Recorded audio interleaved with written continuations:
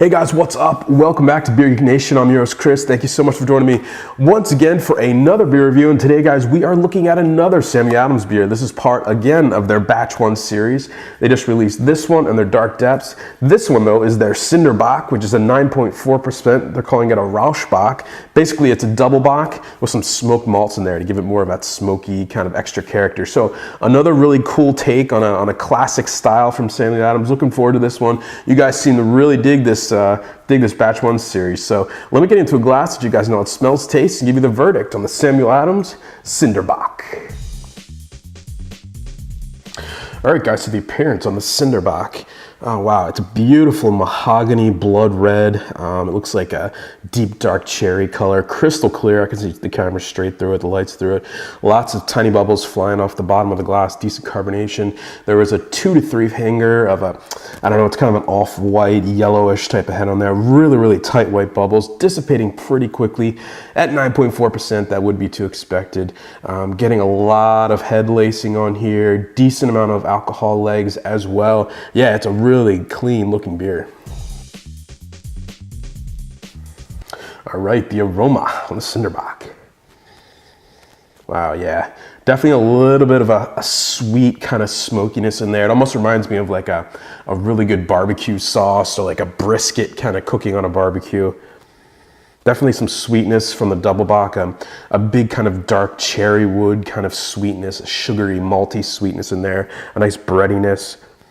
A touch of a dark fruit quality to it, maybe a plum or a raisin, a fig. Yeah, but it's just a big kind of smoky, deep, dark, sweet smelling beer. It's really, really interesting. All right, guys, so the taste on the Cinder Bock. Here we go, cheers.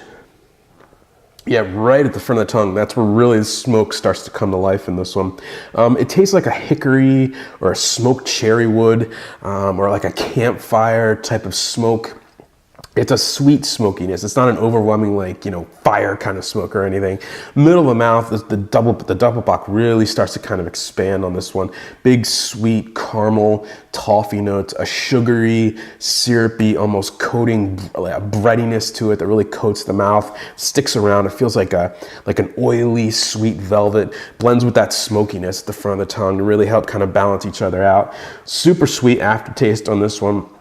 Finishing this one. The aftertaste, again, I'm getting more of that hickory, campfire-y type of smokiness. It's pretty delicate, but it's definitely there, lingering. More of the sweetness, kind of the dark fruits, maybe like a plum or a fig or a cherry, something like that, to really kind of help kind of level the different levels of sweetness with a little bit of like a sweet smoke character in there. 9.4%, I don't taste it, but I definitely feel it. I don't know that this beer is for everyone. It is a tough sell. But for you guys who like rauch beers, you definitely want to check this one out. It's a really, really interesting take on it.